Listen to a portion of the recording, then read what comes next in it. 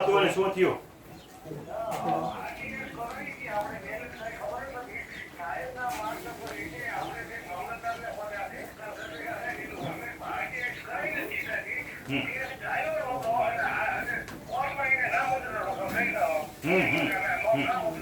હા બરોબર છે.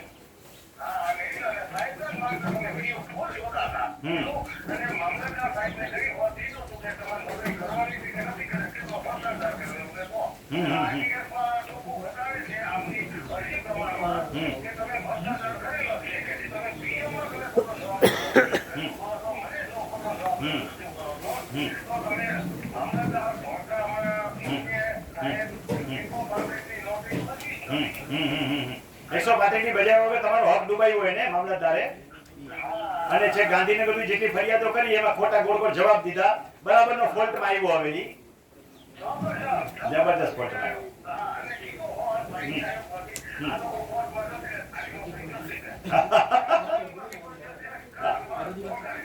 હા